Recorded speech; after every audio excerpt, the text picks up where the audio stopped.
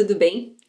Essa aula é sobre noções introdutórias de processo penal. Para nós começarmos, nós vamos falar sobre os sistemas processuais. Basicamente, nós classificamos os sistemas processuais em inquisitórios ou inquisitivos e acusatórios. E aí, mesclando características dos dois sistemas, nós teríamos o sistema misto.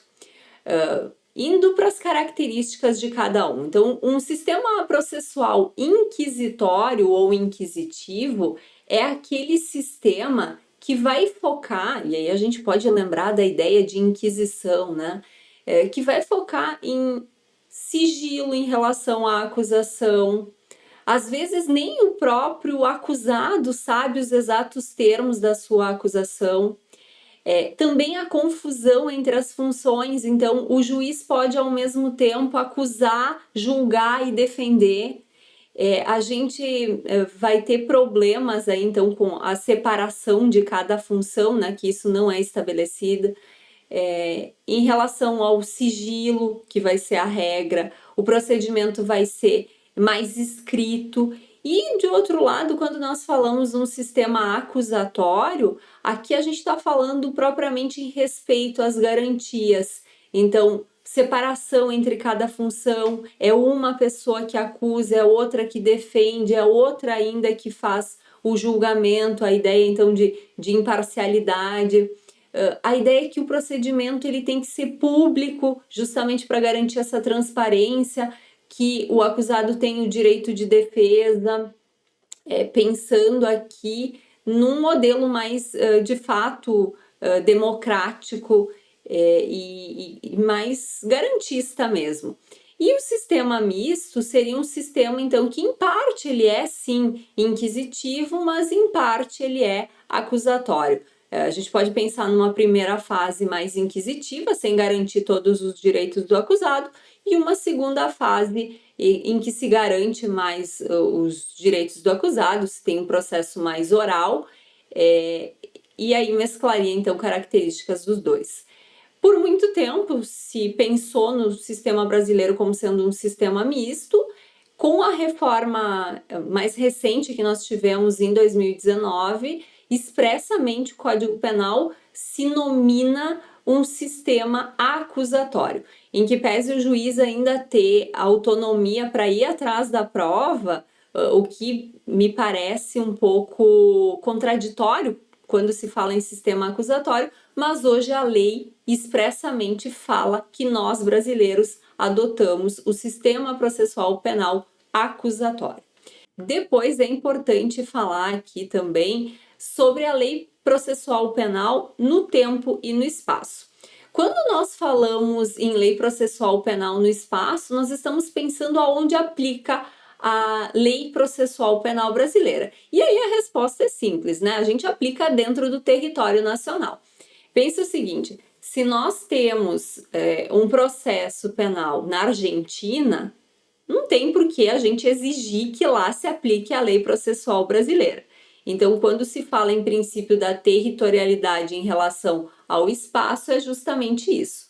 Aplica o Código de Processo Penal e as normas processuais penais brasileiras no território nacional.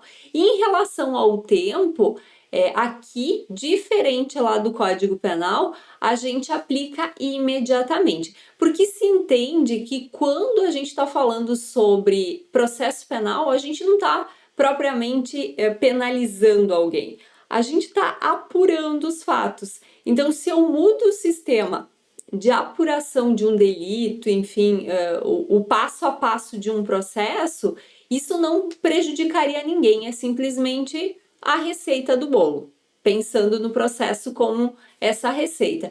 E aí a aplicação é imediata. Então, vou dar um exemplo aqui. Em 2008, a gente mudou o interrogatório, né? O interrogatório era, até 2008, o primeiro ato da instrução processual. E aí, 2008 passou a ser o último ato interrogatório. Então, o que se fez? Vamos imaginar que começou a instrução, foi feita uma audiência, fez o interrogatório, ouviu parte das testemunhas de acusação, mas não terminou a instrução. Mudou a lei e agora o interrogatório passou no final. O que a gente vai fazer? A gente vai repetir o interrogatório agora no final. Por quê? Porque a aplicação é imediata. Como eu disse, em tese, não vai gerar prejuízo. Então a gente pode pensar assim: lei penal é aquela lei que cria crime, que modifica a pena, enfim. Quando a gente fala em apuração dos fatos, a lei seria processual penal. É claro que algumas matérias elas vão ficar nebulosas, né? Então, principalmente a concessão aí de benefícios, exemplo, o ANPP. O ANPP é uma norma processual, é uma norma penal. Notem que ela tem um caráter híbrido, e quando tem o caráter híbrido é que surgem as divergências. Depois, o terceiro conteúdo que a gente vai ver aqui é em relação às investigações preliminares. Aqui, lembre que quando nós falamos em processo penal, a gente tem que pensar um processo penal não de forma isolada. A gente pode pensar como uma linha, essa linha representando toda a persecução penal, que pode começar com uma investigação. A investigação vai conseguir provas. A partir dessas provas, a gente vai ter um lastro, né, um subsídio para poder fazer a ação penal. Ou, inclusive, para poder descartar que aquilo seja uma hipótese de um fato típico e, portanto, nem vai ter processo depois da investigação. E depois do processo, se tiver condenação, a gente ainda vai começar uma terceira fase, que é a fase de cumprimento de pena. Então, a persecução penal é tudo isso. Agora, quando a gente está falando aqui em investigação preliminar, a gente está pensando naquela fase inicial, que não é uma fase obrigatória, né? Mas que é uma fase importante para a gente conseguir provas. Então, quando a gente fala em investigação preliminar, a gente lembra muito do inquérito policial, lá da Polícia Civil, lá da Polícia Federal, que é a última coisa que eu coloquei nessa lista. Mas tem várias outras situações que podem contribuir, sim, para que a gente consiga provas de que ali tem, de fato, um delito e autoria certa. Então, em relação a outros procedimentos, o primeiro que consta aqui é o PIC, Procedimento de Investigação Criminal. O PIC é feito pelo Ministério Público, não é a polícia que investiga, é o próprio promotor, vai ter um promotor responsável aí pelo PIC, e foi objeto de ação no STF justamente para discutir se o MP, se o Ministério Público tinha esse poder de investigação. E o que o STF entendeu? Bom, se o Ministério Público é o órgão que, por atribuição constitucional, ele tem a finalidade, né, uma das finalidades de propor a ação penal pública, ele tem também o direito do meio, ou seja, para subsidiar essa ação penal pública, ele precisa de prova. E se é ele quem faz a ação pública, ele também pode ir atrás da prova. Então, hoje, a constitucionalidade do PIC, ela foi dirimida. É claro que o MP hoje tem, sim, a atribuição de fazer o procedimento de investigação criminal. É importante mencionar que se o MP começar o PIC, ele não pode requisitar para a Polícia Civil ou para a Polícia Federal fazer diligências em relação àquela investigação. Então, ou ele faz tudo, ou ele delega tudo. Não tem um meio termo aí. Segunda coisa que eu lembro aqui como investigação preliminar são as CPIs, né? As Comissões Parlamentares de Inquérito. Eu lembro aqui que a CPI ficou famosa em situações aí de impeachment, né?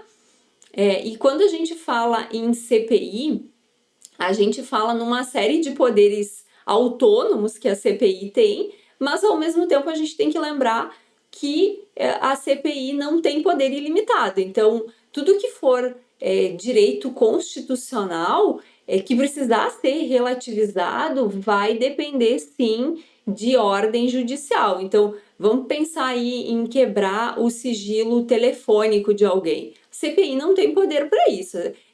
Os poderes da CPI são nos limites do que a Constituição determina. Além daquilo, se envolver relativização de direito fundamental só com ordem judicial. Depois a gente tem o inquérito militar. Então, toda vez que a gente estiver diante aí de um crime militar, de um possível crime militar, quem investiga é a própria corporação militar, e aí nós temos propriamente esse inquérito policial militar. É uma área do direito que não tem muita gente especializada, mas que tem uma série de regramentos próprios, não só em relação à competência, mas também em relação a crimes que não têm o equivalente na legislação comum, né? Como exemplo, a gente sempre cita o furto de uso. Então, um militar que pegar um determinado bem para usar e depois devolver, comete crime. Diferente de um civil, né? De uma pessoa não militar, que no Código Penal comum não existe o equivalente a este crime. Depois, nós temos aí o inquérito civil, a investigação de crimes contra a ordem econômica, que aqui vai ser feita pelo CAD, né? A investigação de juízes, e aí coloquei também a investigação dos promotores e procuradores federais, que são feitas pelas respectivas corporações, digamos assim. Por quê? Porque quando a gente fala na investigação do juiz, quem vai fazer vai ser o TJ, né? Vai ser o respectivo segundo grau. Então, tanto a investigação quanto a apuração criminal, depois a ação penal, vai correr no Tribunal de Justiça, aqui pensando num juiz de primeiro grau da Justiça Estadual. De outro lado, então, o promotor ou procurador federal, os membros do Ministério Público, enfim, quando são investigados, também vão ser investigados pelo órgão dentro do Ministério Público. Coloco aqui, para finalizar, afinal de contas, sobre o inquérito eu já mencionei antes, que o inquérito é o mais conhecido dentre as investigações preliminares.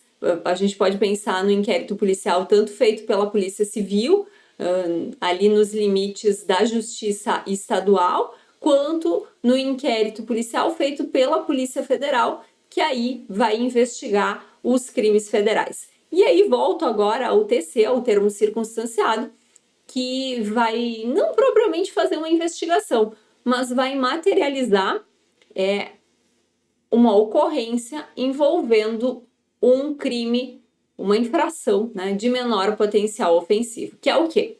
Todas as contravenções penais, não importa a pena máxima que contenha, e também os crimes, mas aí com pena máxima limitada a até 2 anos. Nesses casos, nesses crimes pequenos, né, nas IMPOs, infrações de menor potencial ofensivo, só se faz esse termo circunstanciado, se coloca a versão ou do comunicante ou da vítima, enfim, conforme a circunstância. Se for possível, já se coloca também a versão do suposto autor do fato, e isso é remetido direto para o judiciário. Então, não se faz aí uma investigação, não se tem um cuidado maior em relação a checar a veracidade daquilo que é dito pela vítima ou pelo comunicante. Por quê? Porque a partir daí vai para nós tentarmos uma conciliação. Então, no TC, já que a gente está falando em IMPO, em infração de menor potencial, a primeira tentativa é a pacificação, é tentar resolver aquela situação com a vítima, né, comunicante, e o autor do fato. Se não der certo, aí sim tem toda uma análise por parte do Ministério Público quando se fala em ação pública para ver se de fato tem elementos de autoria e materialidade. Então, o termo circunstanciado, que está previsto lá na Lei 9.099, na segunda parte, que trata sobre os juizados especiais criminais, é um mundo à parte, porque não tem propriamente investigação e, ao mesmo tempo, tem uma demanda gigantesca de ocorrências aí, como ameaça, como lesão corporal leve, dano, os crimes contra a honra, que são materializados mediante os termos circunstanciados. Uma coisa que a gente discutiu judicialmente foi a possibilidade da polícia militar fazer os termos circunstanciados. Isso também foi parar no STF e hoje também é pacificado. Então, além da Polícia Civil, é possível sim que a Polícia Militar faça os TCs, é possível que os bombeiros militares façam TC, que a Polícia Rodoviária Federal faça termo circunstanciado. Então, nesse sentido, materializa a ocorrência e já remete para o judiciário para fazer a audiência de conciliação. Com isso, a gente termina essa aula introdutória. Eu espero que você tenha aproveitado e até mais. Tchau!